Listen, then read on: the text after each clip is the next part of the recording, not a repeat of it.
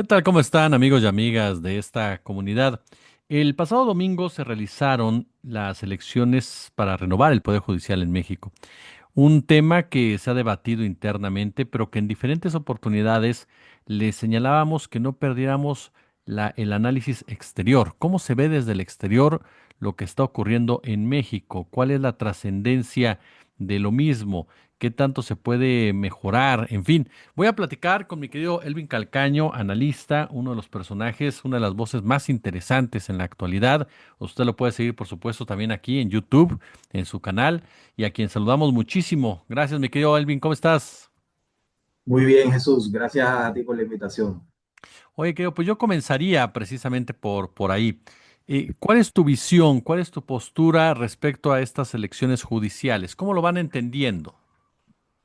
Bueno, yo lo veo desde la perspectiva de un sector de izquierda progresista que está gobernando hoy en México y que intenta hacer lo que las izquierdas históricamente le ha tocado hacer o les compete hacer en el marco de las sociedades modernas, vamos a hablar de los últimos 100 años por lo menos, que es tratar de cambiar la correlación de fuerzas.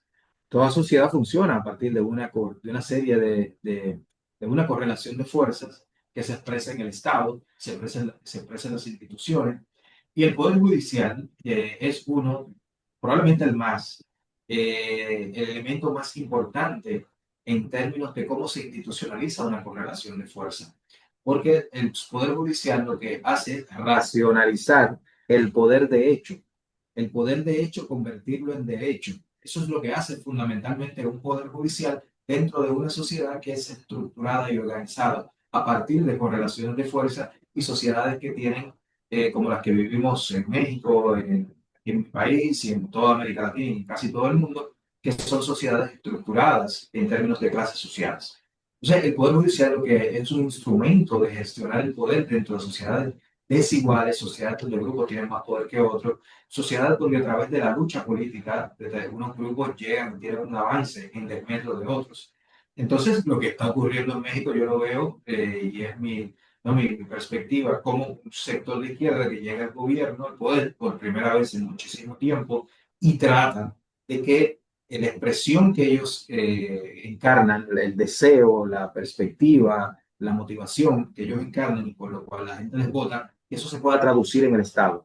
Y para que eso se pueda traducir en el Estado, tiene que haber un cambio en el sistema judicial, en el sentido de que ya ese sistema judicial, ese poder judicial, deje de expresar el poder de las élites económicas y políticas históricas de México, ¿no? Que fueron contra las que, y frente a lo cual surge Morena, desde que se funda como partido. Entonces yo lo veo al principio como un proceso normal de la disputa política que en ese sentido hay que verlo sobre todo desde esa lógica. A mí me parece que tiene que ver con una disputa de poder. Otra cosa es lo que dicen, ¿no?, los juristas, que a veces como que fetichizan, ¿no?, las cuestiones legales y ven esto como una cuestión meramente legal. Esto no es un asunto legal. Una reforma judicial no es un asunto meramente legal, es un asunto político, porque detrás hay una concepción política, hay ideología, hay preferencias, hay intereses. Entonces, en México me parece que hay un proceso de cambios producto de que se está fraguando y ha surgido una nueva hegemonía política. Y qué bueno que haya surgido democráticamente, que yo creo que es el gran ejemplo mexicano, ha surgido producto de la voluntad popular. En otros países, que los llamados liberales y centristas no critican mucho, como El Salvador de Bukele, allí es a la fuerza que se está instalando esa hegemonía en Bukele, en Salvador, a diferencia de lo que ustedes están haciendo en México, que fue someter a votación popular a los jueces.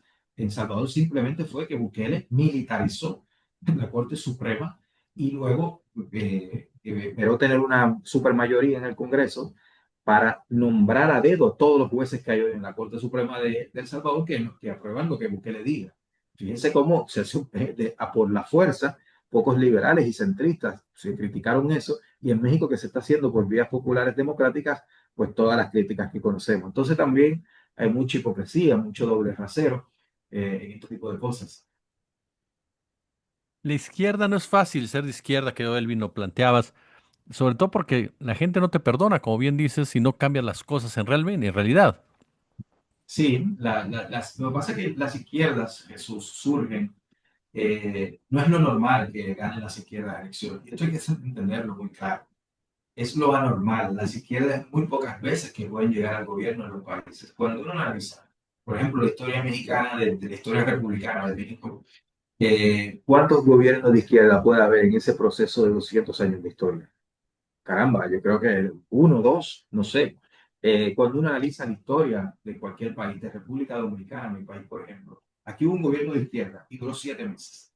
En los casi 200 años de historia que tenemos. Y así en el resto de América Latina. En Estados Unidos nunca ha habido uno, un gobierno de izquierda propiamente. Jamás lo ha habido, por ejemplo, en esa gran democracia, según nos dicen, de Estados Unidos. Entonces la izquierda llega un poco a veces al poder, porque la izquierda representa eh, lo que trata de cambiar el sistema. La izquierda es lo contrario al orden dominante. Y el orden dominante no solamente son unas instituciones, son una gente que tiene poder, o la gente que tiene dinero, es también un sentido común, es una forma de pensar. Y la izquierda solamente puede llegar al poder normalmente cuando hay un cambio en la forma de pensar de la gente que mira hacia la izquierda para buscar una solución a problemas que tienen dentro de su sociedad. Entonces, ¿qué pasa? Que la izquierda necesariamente cuando llega al poder es porque la gente quiere cambiar algo. Porque si la gente no quiere cambiar nada, pues sigue votando a los partidos tradicionales y estuvieran en México gobernando el PRIAN, por ejemplo, estuvieran gobernando tranquilamente. Pero la gente quiso algo distinto y votó en el 2018 por Morena. Morena tiene que refrendar eso cambiando las cosas, si no va a ser castigado electoralmente. Entonces la izquierda cuando llega al poder es porque la gente quiere que cambie algo. Y si lo que hace la izquierda, como hicieron la centroizquierda europea en los años 90, que fue adoptar el recetario neoliberal, que fue convertirse en el establishment, la gente castiga eso. Y por eso hoy en Europa la socialdemocracia no existe prácticamente. No existen los partidos socialdemócratas, excepto en España. Es el único país donde hoy día hay una centroizquierda que tiene fuerza electoral. Pero es porque esa centroizquierda se ha vuelto más de izquierda y ha adoptado parte de las propuestas de las izquierdas.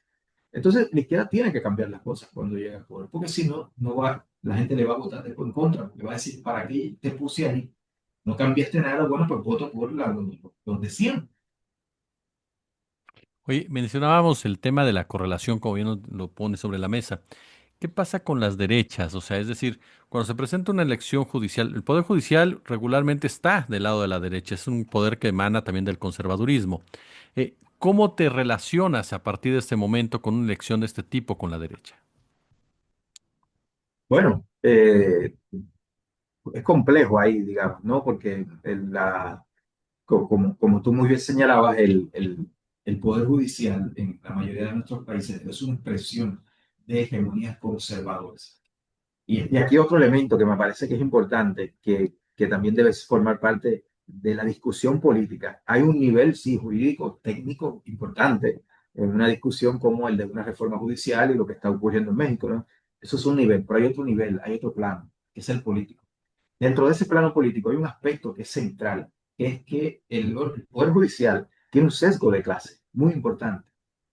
Y hay mucha investigación académica al respecto que muestra cómo en la mayoría de los estamentos judiciales de nuestros países, sobre todo en los más altos, la presencia de personas provenientes de clases sociales altas y medias altas es abrumadora con respecto a gente que proviene de otro sector social. Por lo tanto, los sistemas judiciales son también una herramienta de reproducción de clase de ciertos grupos.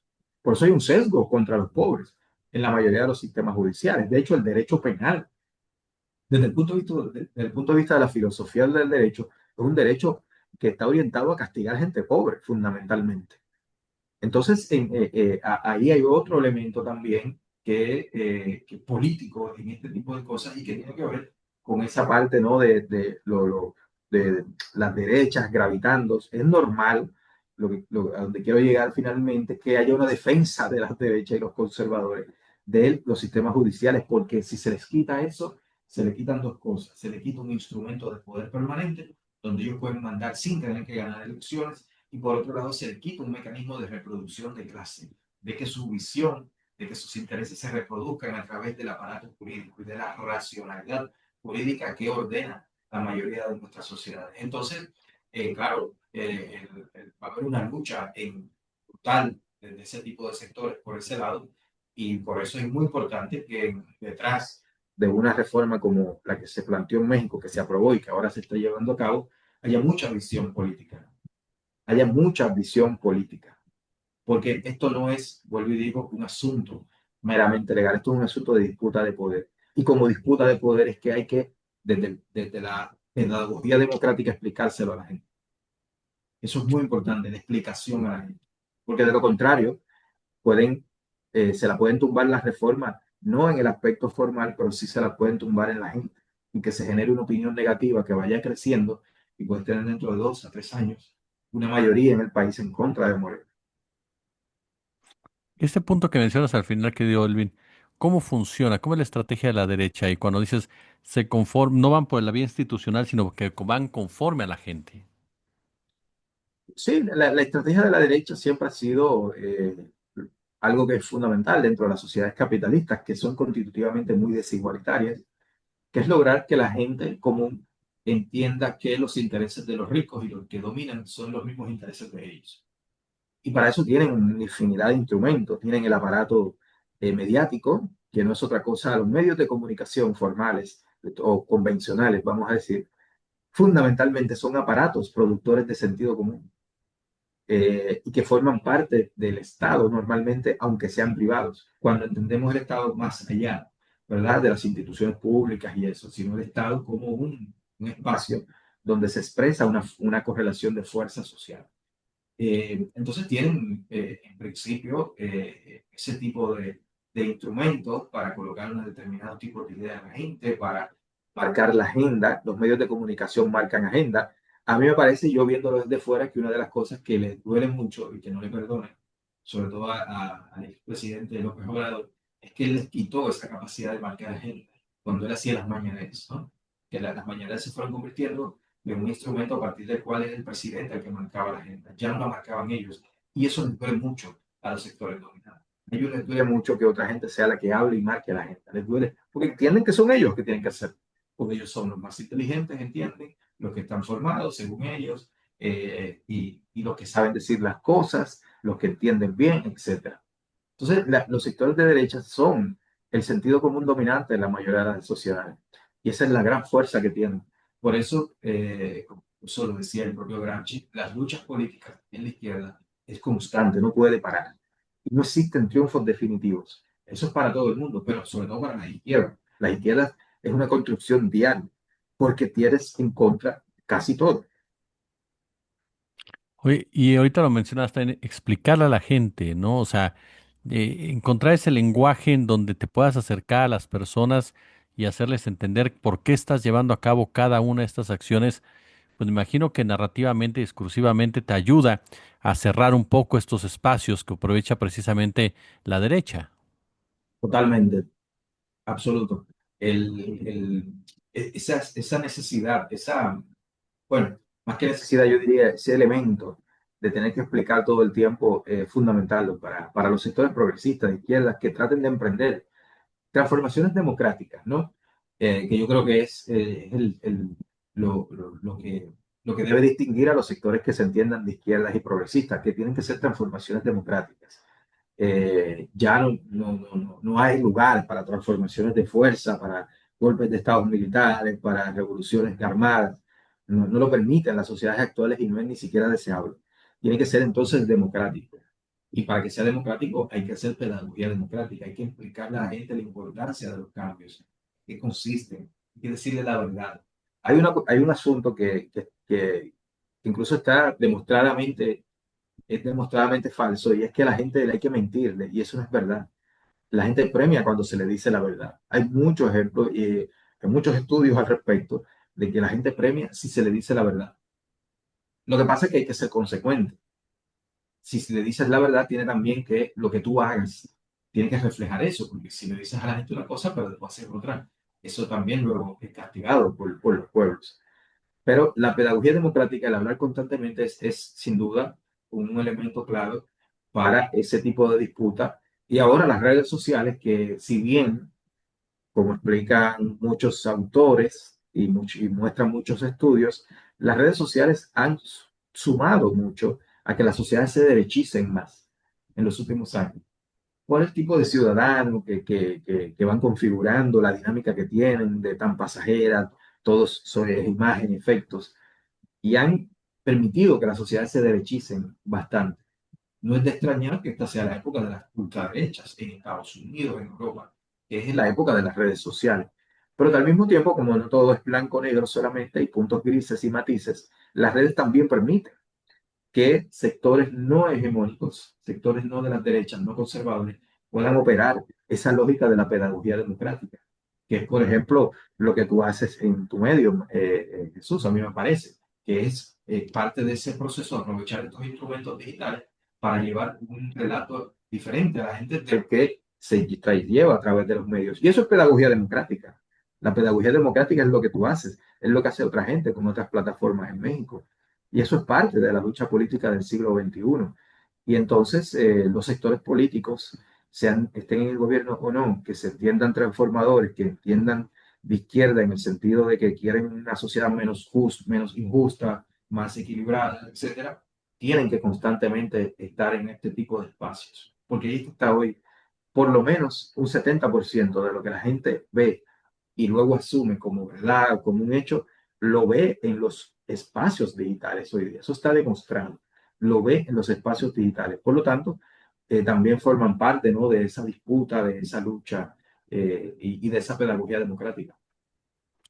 Antes que nada, gracias por tus palabras, querido Elvin. Y el otro punto es, se ha hablado mucho de que Morena en este momento tiene un gran poder. Al final de cuentas tiene una mayoría legislativa, a pesar de las discusiones internas y demás. Y uno de los temores que existe es que a pesar de todo este gran poder no alcance a transformar todo lo que se tendría que transformar. ¿Eso se puede correr ese riesgo? ¿Cómo lo entenderíamos en un momento dado? ¿O es una muestra también de que la derecha puede imponerse más allá del espectro partidista? Ese riesgo siempre va a estar. Eso no hay cómo evitarlo.